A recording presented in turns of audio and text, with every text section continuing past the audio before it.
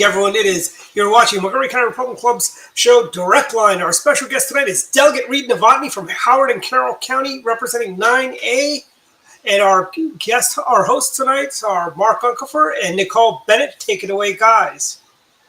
Well, and Reid, depending on what plan ends up finally going into effect, not only would you leave Carroll County, you'd stay in Howard County, but you'd have a piece of Montgomery County as well. So where do things stand on redistricting right now? Great question. And of course, thanks for having me on tonight. I always enjoy talking with all of you. And I will just say for the record, before I ever knew I might have part of Montgomery County, I've been joining you all on this show. And it's a great time to discuss in detail some of the things that are going on. So I was actually heartened. I think it was 2 days ago, the court stepped in a Prince George's County map, and they actually overturned and said that map does not fit the state laws in the Constitution to make that map legal. And I say that in the sense that our maps are up for debate, and I believe the date in the courts is March 22nd. And I only remember that date. I don't remember all these dates just because it's my birthday. So I saw that stand out, obviously, to me, because I'm going to be 44, getting older. But on March 22nd, I think, is when it's actually going to hit the courts for the state maps, which is the senatorial, the 47 Senate seats. With that being said, the map that's coming up for Senate District 9 that I look to represent is a great map. I always say there's not much difference between where I live in Western Howard County and right across 97 into Montgomery. Or right up the street into Sykesville area. I mean, Maryland is governed by counties, but really when you go within these 5-mile radiuses, we're all pretty similar. We go to the same places and the like. So that's kind of where it's at. I'm excited that the judges and the court system might act where the legislature failed to act and make fair maps. So we'll keep our fingers crossed about that. Love to see you as a senator from Montgomery County. That said, there may be a better map out there, right? Okay, so 100%. So there was a bipartisan map that was actually Governor Hogan's and his commission came through. They had very open and transparent meetings with a lot of people throughout the state. I've went to a couple of them, testified.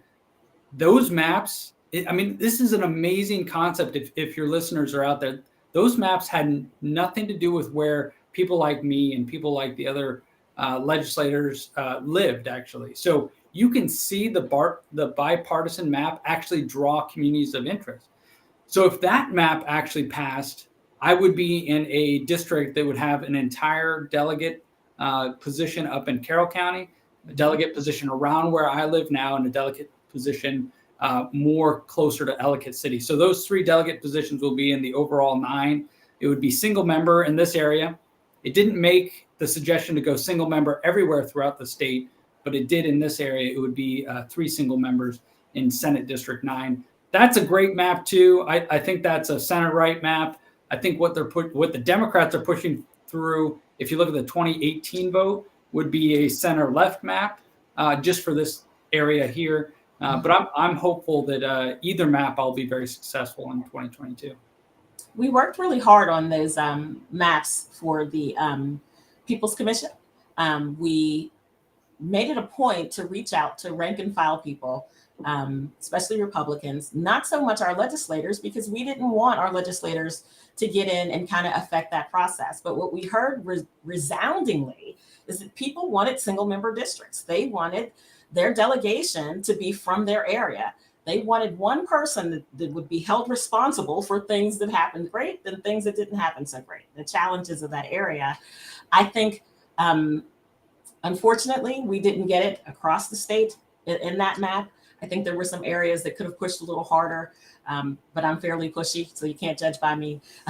Southern Maryland did our thing, and we came back really hard when they tried to go Charles County with just continuing to have multi-member districts.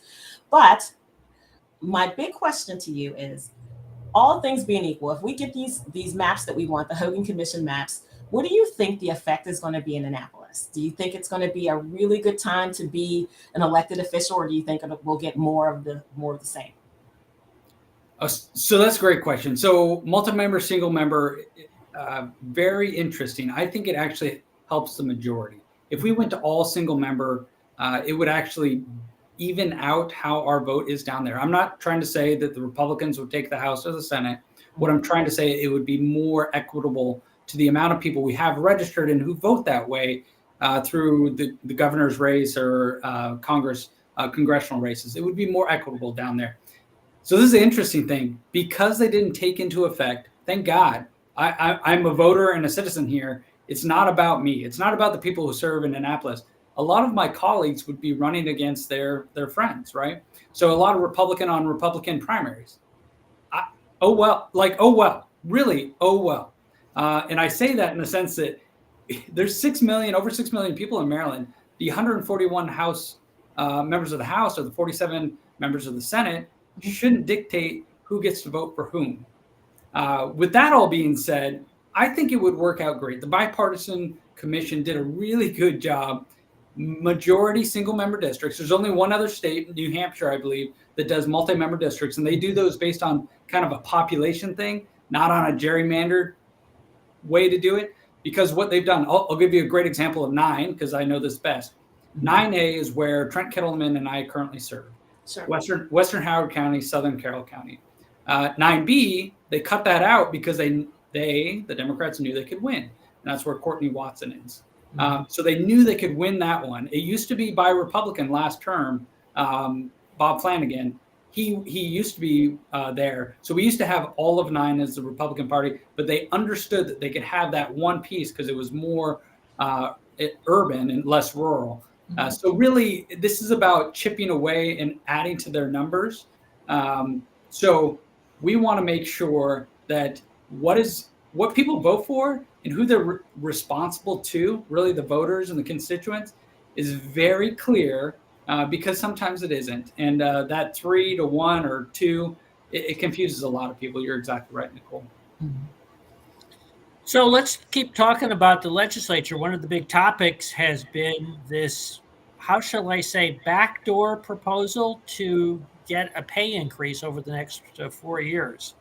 Can you explain what that's all about and what have the Republicans been doing about it? Yeah, so every day I learn something new about the legislature that I am frustrated with, that if a quarter of the people in Maryland knew, they would be up in arms. So this is one of my favorites, which is we're going to create a commission that every 4 years they look at the pay of the elected officials. This commission will come back to the legislature, propose these, I've never seen it do a pay decrease, these pay increases, and that's it. That's it. So in the legislative process in which they set up, all they have to do is propose it. And if no one does anything, all the pay raises go into effect. So myself, along with Senator Brian Simonaire on the Senate side, we actually put in a joint resolution, House and Senate, that would require us to vote the commission down, which that would bring it to the floor. This is convoluted. Bring it to the floor so everyone could vote up or down on it. So what I'm trying to convince my colleagues to do is, I don't care if you're for pay increases for politicians or against them, vote for my joint resolution so you can be on the record telling your constituents that you want a pay raise or you don't want a pay raise. I will just say it's very simple. My vote's going to be no, no, and no, because it's not about how much we get paid. It really isn't. I think this is a service. I would do it for $10 or $50 or whatever they paid me. I just really enjoy doing it. You know, that's interesting. I had Winsome Sears on a Frederick Douglass Leadership Institute call 2 weeks ago. And one of the surprising things that she said is that the lieutenant governor position in Virginia pays $38,000. So like everyone's camera went flying up like, what? I couldn't even afford to be the lieutenant governor in Virginia. I'd have to be lieutenant governor and work at, Jimmy John, riding a bike around delivering sandwiches. I mean, it would be really, really bad. But she thinks of it, just like you said, this is a service to her community. It's the best thing that she can do to make sure that a traditional way of life is not only available to Virginians, but so that people get to see that this is normalcy for us. This is normalcy for everyone. 38,000 there, my goodness, that's a squeeze. That's a squeeze. Well, so I might disagree with only the concept that the lieutenant governor and the governor of the great state of Commonwealth of Virginia, they probably should have a living wage. And 38,000 in Maryland or Virginia is probably not a living wage. And I say that because they're full-time, right? Mm-hmm. So we in the legislature are still part-time. We're a part-time legislature. So we're in session 90 days out of the year. We're paid $50,300, which if you times that by 4, that's a $200,000 pay scale, right? Mm-hmm. That's a lot of money, right? That is a lot of money for the average Marylander. I think we could do it for less because we are part-time. We are allowed and encouraged to have jobs outside of this. I feel sorry for the lieutenant governor. I do know she is a veteran of the United States Marine Corps, I believe. So she has service down in her heart and in her bones. And I appreciate what she does for Virginia. She has a fairly lucrative small business too that she had prior to becoming a delegate in Virginia. So she's got a lot of stuff going on. But I heard that also there was a little saber rattling about making Maryland a full-time legislature. I can tell you, as a Marylander, I am vehemently opposed to that. I like it when, Matt Morgan comes home. I really like to see Jack Bailey, hanging around at the Oyster Festival, different places. I really like the idea of being a citizen and a delegate or a senator. You have to come back home and talk to the people that you represent. I think Maryland has it right. I think a lot of other states could cut back on some of their time and make it a little bit better place. Can I add one thing to that, Nicole? This I have not put in this bill yet, but I truly believe, okay, first of all, you're right? I want that part-time legislature. But the second aspect is I get frustrated that we jam 3,000 bills through 90 days. And I'm trying to figure out, because I've read the Constitution, multiple times in Maryland, and it says, the second Tuesday in January for 90 days, the session shall be in session, or the legislature shall be in session. I want to figure out a way if we can not change the Constitution, because that's a little bit more difficult, but we can make that 90 days actually spread out throughout the year. So we're not responding in for example, the pandemic, where we can't meet until the next year and address problems that are going on. And then it's not like we flush the toilet for 3,000 bills, 2,000 of the 3,000 that didn't get passed, and then have to do all that energy again. So if there's a bill that needs cultivation over a year, I think we should be able to talk about it throughout the year and pass it when it's ready, or not pass it when it's ready. And so I've actually looked what 90 days would look like.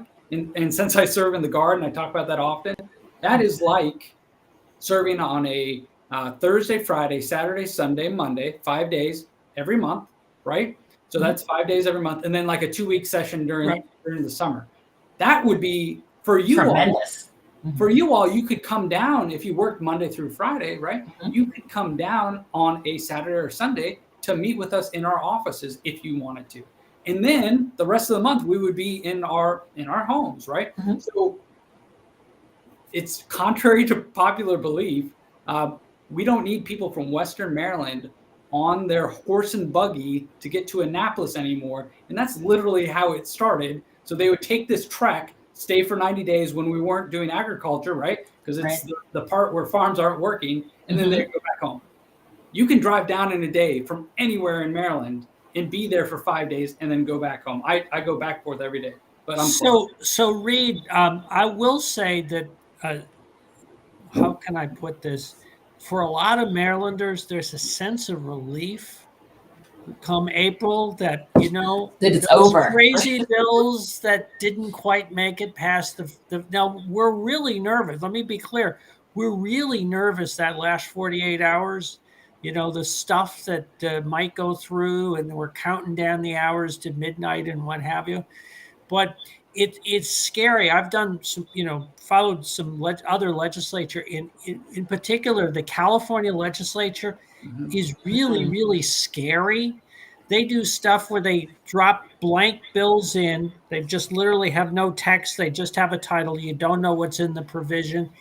And they're in session year round. I mean, they get 6-figure salaries and they're in session year round, and anything can happen. I mean, it's really scary. So I will say there's something of us that being able to focus our energy on 90 days, because I don't know about you, Nicole, but I sometimes feel like we're really better off if the legislature had it like only 60 days, like I think the Virginia legislature, I'd go for less too. I'd go for less time for mischief. It's very much like drinking from a water hose. So, I work in healthcare, and I have a couple of friends that work for the state. So we take turns watching and just kind of updating each other on what happened. It seems like if you miss a day, you've missed like 36 of the best bills of your life. And you go, what? What happened? Who said what? It is very, very intense. That 90 days is very intense. But like Mark said, when it's over, the whole state kind of relaxes and can breathe again. Like, wait till my guy gets back and I can talk to him or her about this thing that they said, or, declawing my cat, that kind of foolishness. Yeah, you're exactly right. And I will say that I would be up for any type of change. And my only retort to that a little bit, Mark, is the fact that I believe we wouldn't jam through the 3,000 bills in the last 48 hours, and we wouldn't have as many things that could kind of slip under the radar. Because, like, imagine this. The last week, sine die, we're voting on all these bills. I've read and done my research. So I got an Excel spreadsheet. Well, it's a Google sheet, whatever. I have a Google sheet with all what I want to vote on. So when they're reading them quickly, I know I've already done my research, right? But that doesn't give me a lot of time to talk to people like you. That doesn't give me a lot of time to say, hey, by the way, please support, please reach out to, please come down here and protest because this bill is going to be terrible. That just disenfranchises you all. Not to say it's less about me in the sense of the pressure and all those kind of things. It's more about having community involvement, having the state involvement, and making sure that you all can. I mean, if we propose something and then the next month we're voting on it, you'd have 25 days or whatever it is to be really fired up or upset about it or whatever. So again, I don't think we're going to solve that here tonight. Sure. I can just tell you the 90-day session stinks in the sense that I don't think it's doing justice for the people of Maryland. Well, let's talk about budget and let's talk about taxes. So how can I put this? The good news is that the state has a huge surplus, right? Mm-hmm. $4.5 billion. And that's good news. But there's also some bad news, right? Which is that although there have been a number of proposals to cut taxes, it doesn't look like a whole lot is going to end up getting cut tax-wise. So can you elaborate a little about what's going on with that? Okay, so we could probably take 3.5 hours just talking about how the budget process is going, and I don't want to do that. So let's talk about a couple of the top level things. So Mark, you said it exactly right. There have been estimates from $4 to $6 billion that we have in surplus, right? So they count things differently all the time. So we've been told from $4 to $6 billion.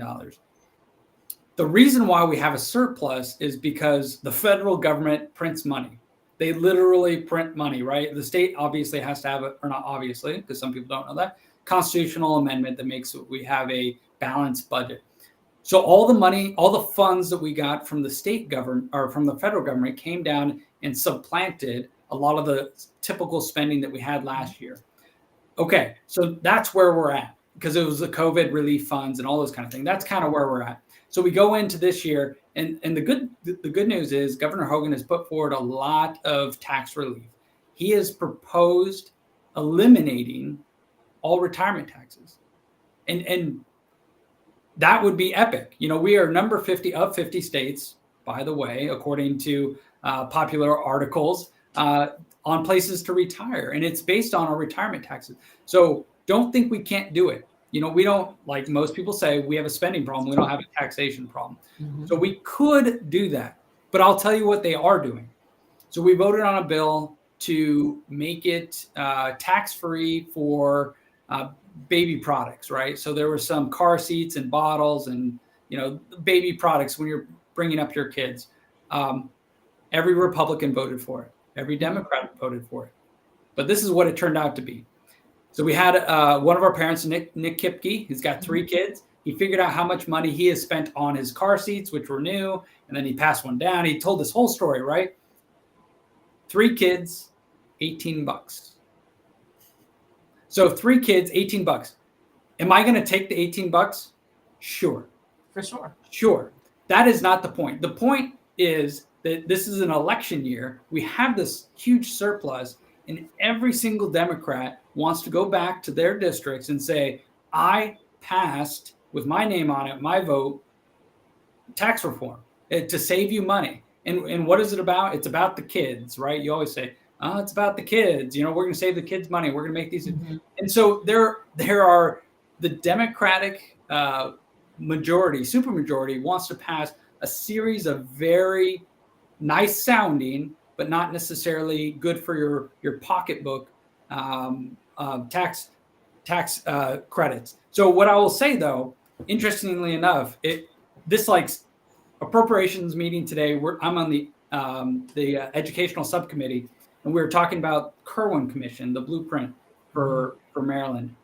The first time a couple of months ago, it goes by fast. So near the beginning of session, it feels like 7 months ago. Near the beginning of session, like 3 weeks ago, we were in our appropriations meeting, and the first thing they said was the Kerwin Commission, the blueprint for Maryland's education, is fully funded. Okay, that sounds great. I didn't vote for it because I think it's too much money. It's a waste of money, throwing bad money after bad money, basically. Mm-hmm. Then when we're looking at these appropriations, they're talking about the 5-year plan. After 3 years, it starts going into the hole. $250 million after 3 years. In 5 years, it's $1 billion unfunded. All the money that Kerwin is paying for in 5 years from now, we're not going to $1 billion in a year not to hit this funding. So Mark, back to your original question, what are they going to do? They're going to try to preload and front load and try to get down some of that so it doesn't look as bad, so they don't have to address that kind of stuff out in the out years, because they've already passed the law last year. Mm-hmm. They already had a fiscal note on it, which was obviously slightly exaggerated or under exaggerated and a lie, because it shows that the program is going to be $1 billion short in 5 years. I mean, how can the same Department of Legislative Services last year get it as, oh, we can pay for this, and then this year say, oh, it's $1 billion in the hole? So it's confusing, and it's a lot of money. Bottom line is, I'm going to push for every tax cut. I'm going to vote for every tax cut they put up there, if it's a penny or $1 million. But we'll see where we come out of this. Mm-hmm. So that those Kerwin numbers, that is just the state's contribution to Kerwin. Am I correct? Yes. You're just depressing me even more. Wow. So that's the state's contribution. And I will say in Howard County specifically, when our Board of Education came and presented to the state delegation, they said we are $32 million just in Howard County short. Because what happens is Howard County has a great school system, just like Montgomery County. They have a great school system. And they might have spent a lot of money in this area and not as much here and a lot in this area. But the Kerwin Commission says this needs to be brought up. It's not like they're going to put these down. So now all of a sudden they have unfunded mandates, right? Mm-hmm. This is my favorite thing, right? The state pushes down these unfunded mandates, and Montgomery and Howard are rich counties. So they're not going to give you any money to do it. They're going to put all that money in the less rich counties. So basically, at the state level, down $1 billion 5 years out. Your county, my county, also down millions of dollars. And I'm sure Montgomery's a lot more than Howard County because we're a little bit smaller, obviously. So it's sad. Nicole, you can tell that he's getting ready to run for office in Montgomery County. Mm-hmm. He didn't point out how much better the Howard County schools are these days. Well, I'm sorry. Look at a politician having fun there. Right, for No, sure. it's all good. I actually, the state superintendent who comes to these committee meetings, I asked him that specific question today. I said, Maryland was number one in education. Maryland writ large was number one state for a while. Where are we now, post-COVID? And he basically was like, well, I don't know exactly, but we're in the top 5, depending on which list you look at. We're not number one anymore. We are not. We actually, in reading, this is a great stat, he told me, in reading, Mississippi is doing better in their scores than Maryland. Mississippi. And I was born in Alabama, so it's not a slight on the South, but like, has Mississippi ever been known for the great education? Mm-mm. So we are we're not in a competition with Mississippi. Generically, we have better schools, better outcomes. But in this reading stat specifically, we're doing worse. I mean, we have slipped backwards. The entire U.S., the entire world has slipped backwards in education. Maryland specifically has slipped backwards. Virtual school is lots more dropouts, lots more failures. I think we're going in the wrong direction. And a lot of it has to do with how we handled the pandemic. And the test scores are proving that out throughout the U.S., throughout Maryland. I agree. I think the way that we handled it was faulty. What's been even worse is how we've handled the recovery. I say this a lot. There's some children, very few children, but just a few children who live here in my neighborhood, and they spend more time talking about the adults fighting than about them keeping up. So when I have the good fortune to happen upon the kickball game that happens at the end of the cul-de-sac, I let them know, hey, what's your grades look like? And they're like, oh, why do you always ask us this? Because one day I'm going to be an old lady and I need you guys to make a bunch of money so that I can live in my home forever and ever. And you can come over and use my Wi-Fi, right? I have Fios. Everyone else has Comcast. Right. Shout out to Verizon. But the kids are saying that they spend all of their time listening to people complain. And I don't think that's fair for them. It really isn't. They had a tough 2 years with this COVID thing. Some of the children in my community, again, do not have access to the internet. So they had a really, really tough time with virtual learning. I actually opened up my shed to them. I took my Xbox out because they spend a lot of time on Xbox. But anyway, and let them use my internet to do their homework, to do their research, to do all of those type of things. But what about the kids who live in Nanjemoy? It's heavily wooded, some of the densest forests on the eastern seaboard, and they have no shot at any sort of internet. Those children are not only left behind, but now they're left behind and watching the people who are left in charge, haggle. Quite literally argue and fuss and fight over things that make no difference to small children. I think we've lost our way and we're not doing these kids any justice. So I totally agree with you, Nicole. I went to my Howard County Board of Education about 2 weeks ago at this point and made the plea to actually remove masks, right? So we're past this. And the science says that we're past this. But to getting to your point of what we did to our kids for the last 2 years, so I was mobilized with the National Guard March of 2020. We didn't know if this disease coming from overseas was going to make us all lepers, kill us all. We didn't know any of that stuff. Got it. This is March of 2022, 2 years later. So we actually do know what it's doing to us as humans. We know what it's doing to our kids. And I can with great certainty tell you that, for example, most kids under 18 didn't have access to the shot, and kids under 5 still don't for the first year and some change. So let's look at the data. 2019, the Maryland Vital Health Statistics said that there were 10 kids that died of the flu. 10 kids under 18 died of the flu, which is 10 too many, right? We don't want any kid to die of the flu, but, I would say it's life, but it's actually death. So it's 10 kids. So thus far, in the 2 years of the pandemic, does anyone have a guess of how many kids per year have died of COVID?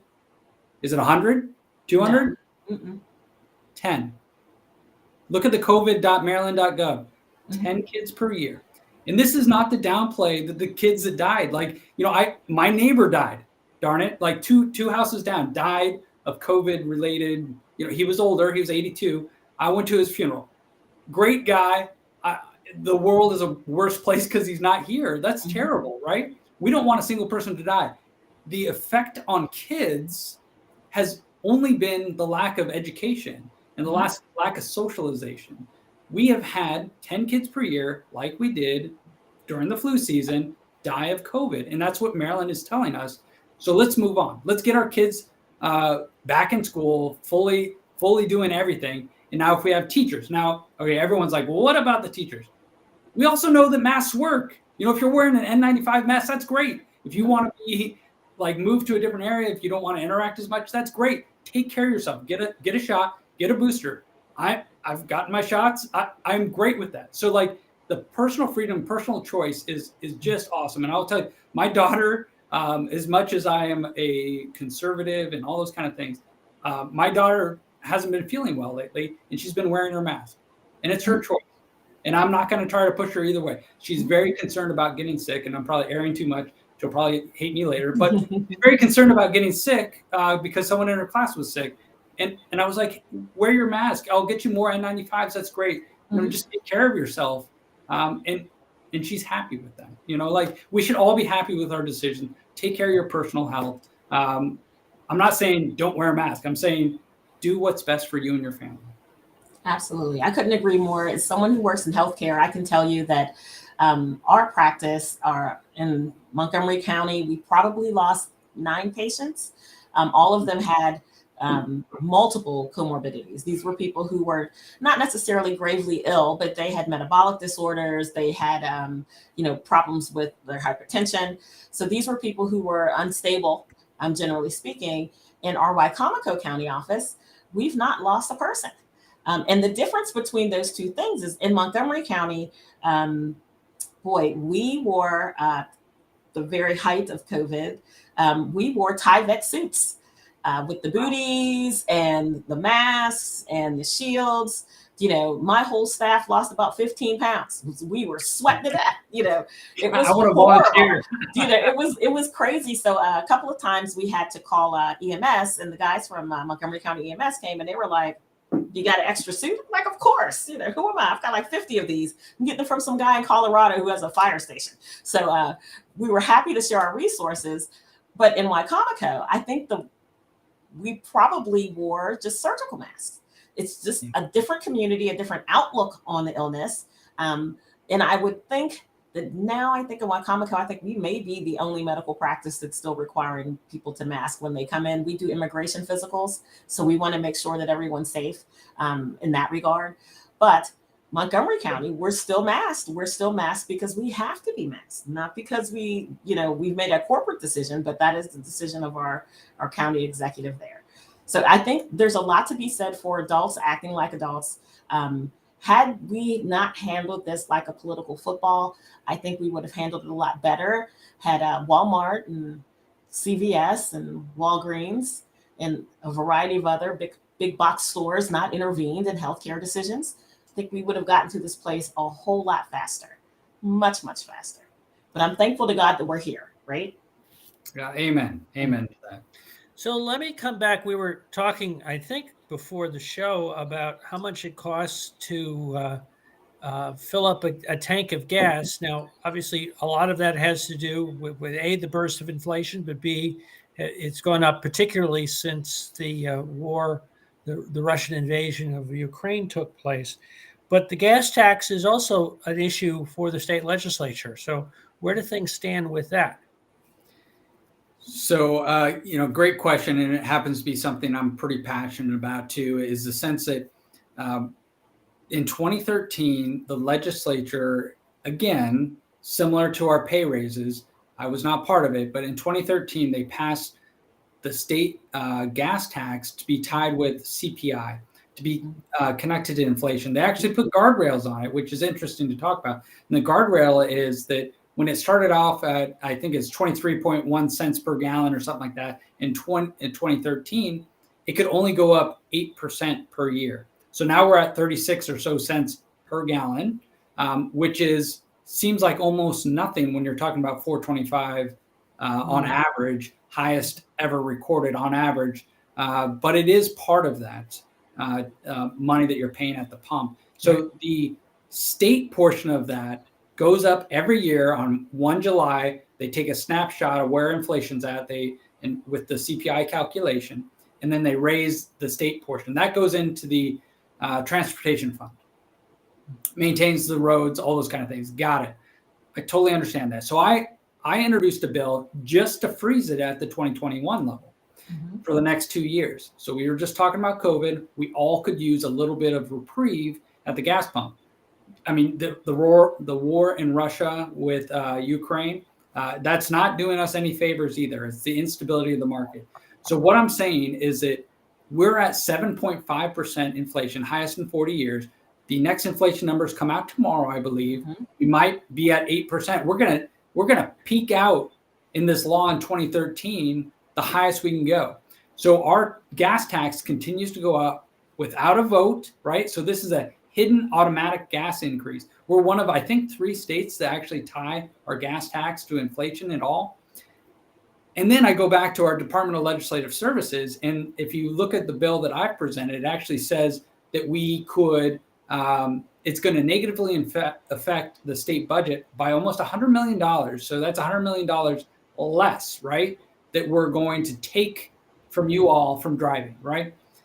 If we keep it the same, it should be zero. I mean, the Department of Legislative Services in the bill report should say, if we kept it the same, the transportation tax fund would stay at the current 2021 rate. That's exactly what it would do. No, they wrote it that they would lose $100 million in 2 years. But basically what they're saying is if it goes up that 8%, you all are going to pay $100 million more at the pump. And it's the gas tax. It's all gasoline, right? So it's diesel for moving things around. It is airplanes. It is literally, and that's why we called it the cost of living assistance, right. Because it's everything you buy is going to be affected. That it's moved around by any petroleum. So that $100 million over 2 years would be taken out of your pockets through buying something at Walmart, as we were talking about, filling up at the gas tank, or taking a Southwest flight out of BWI. All those things are going to go up, but hopefully we can save you $100 million. I testified yesterday, co-sponsor in the Senate testifies tomorrow, and I'll make sure I send out, there was actually some news coverage of that today, actually, with one of the local channels. Yeah, inflation is really hitting Americans pretty hard. There was a recent study that said 64% of Americans are now back to living paycheck to paycheck. Now, with those paychecks not going far enough, especially in rural areas. I mean, like my neighbors have home heating fuel. You know, these are the homes that have the 300-gallon tank on the back of the house, and that's how they keep their homes warm. So we've got a storm coming on Saturday. The temperature is going to change a little bit. Of course, it's going to be lovely afterward because that's how Maryland's weather is. But, you know, some of my older neighbors, it's tough. It's really tough. Where do you find that $1,200 so that you don't freeze in your home? Yeah, I mean, it's just sad, right? We live in this great nation, in this great state, where we have to worry about this, and this is where we can do so much from the government, but we've got so many of our priorities backwards, right? We're spending billions of dollars, as we were just talking about the Kerwin Commission, which is mostly going to administrative costs and new programs and overhead and all those kind of things, where if we just wouldn't have taxed the Marylanders that much, they might have had a couple more bucks in their pocket so they can spend the money the way that they see fit. I always say, and I get these arguments via email or whatever. I got an email back from someone and they said, I don't want you to deplete the transportation fund because I want my roads to be great. And I said, awesome. Well, first of all, the state will not deny you writing a check for over the amount of your taxes. Yes. They will take your money. And then B, I also agree with that, but I'm not taking any money away from them. I'm just not giving the transportation fund a pay raise, right? That's all I'm doing in this thing. And he came back, I'm insulted. I'm retired. I'm on a single income, yada, yada. And I said, don't you think other Marylanders are like that? Like, honestly, they don't want to pay this either. Like, right. Well, and there's a whole nother conversation about the percentage of the trust fund, that the transportation trust fund, that doesn't go to roads, that goes to essentially subsidizing, well, among other things, subsidizing transit fares. So we have a delegate. I think he's from Montgomery County, so I won't say his name. Who happens to be on the other side of the aisle. He's a very nice individual. Well, that you did. Unfortunately, that just goes without saying. But anyway, go ahead. They're all on the other side of the aisle. He's a very nice person, and I get along with him as a person. But his number one thing he talks about every day that he brings bills for and whatnot is actually mass transit. Right? Mass transit works well. I mean, I took the metro down to the Pentagon for years on end from Howard County, and it's fine. It's the metro, right? I'm sure if it had an unlimited budget, it would be awesome.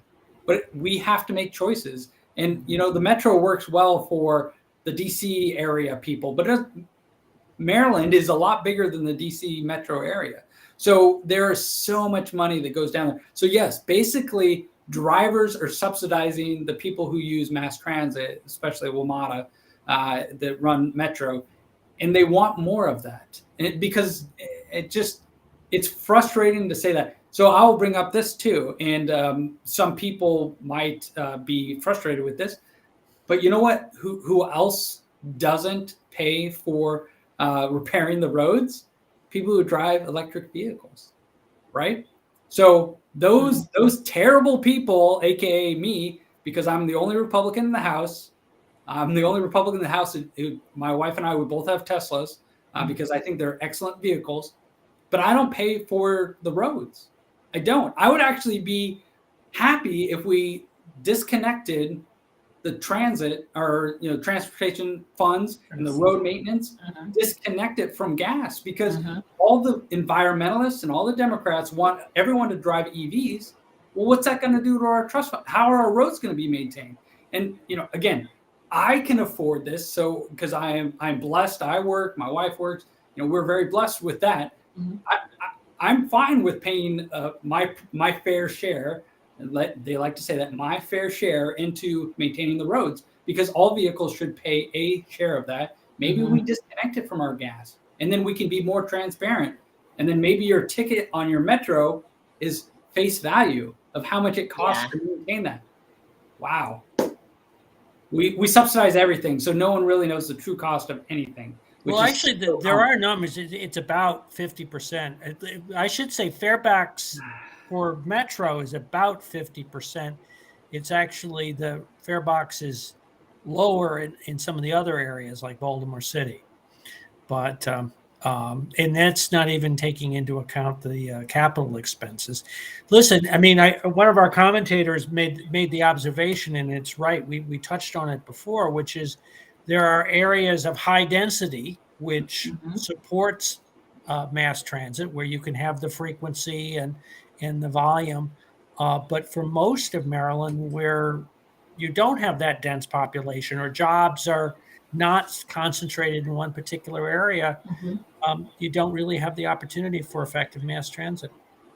But we're now coming up to the end of our customary time. So Reid, we're going to put you on the spot. Can you give us one or two predictions as to what are the things that we should be watching for as we kind of move into the final weeks of session? Wow, that's interesting. So this is my prediction, I guess, if I'm put on the spot. We are putting you on the spot. I know. Literally. I know. They think we just toss softballs at you, but Nicole, before we went on the air, Nicole told me, we should not hold back. Nope, let it rip. Don't just let it rip with Reid. Yeah, well, I appreciate you both allowing me to spend some time with you, but sure. I think we are going to see some very, very outlandish ways of spending that $4 to $6 billion. I really do, and it hasn't reached the tipping point yet, and we're going to accelerate right through this. I read a bill actually today that was increasing the fund that we give to a certain minority group for their historical preservation. Right? Okay, great. Historical preservation is important, but that fund went from $1 to $5 million a year. It wasn't like, whoa. Yeah, no, it wasn't from $1 to $1.5 million or 1.25 million. $1 to $5 million. And during the testimony, we kind of asked, okay, well, $1 million a year, that's a lot of money. I don't make $1 million a year. How'd you get to 5 million? And they said, well, we're just gonna, and then like 2 minutes later, like they didn't even say anything. They just put a number on the piece of paper and said, we know there's billions left. I want 5 million of that dollars. So there's going to be some craziness. I know that, fortunately, unfortunately, there are a lot of bills that get voted on because people don't want the repercussions of a bad vote. So you brought up a bill, and we won't necessarily talk about it, about dogs and cats, right? Mm-hmm. So there's some bills that are just very difficult for people to vote against because they come up and it's not a real issue, right? If you talk to the vets about this specific bill, it's actually not a real issue. Maybe there's some past practices that were bad, but people are going to vote on it because they don't want to be the bad dog or bad cat person. Mm-hmm. And then the big one will be how far we go on legalization of marijuana, right? That's a social issue. Mm-hmm. And I'll give you one more. When are we almost done? We're almost done. All right. So legalization of marijuana. And then unfortunately, our speaker is bringing up abortion rights. And I don't think it needs to be tackled. That could be another 45-minute session. And obviously abortion rights, a woman's right to choose is not going away in Maryland, but they want to make it seem like it is. So those are the really big things that are kind of all over the map, Mark. Hopefully I'll hit all three of them. I know I will. No, you did a great job. And always, as always, it's a great pleasure to have you and to have your insider's perspective now that you're an insider. Sure. And we really wish you well. Absolutely. Thank you. Thank you both.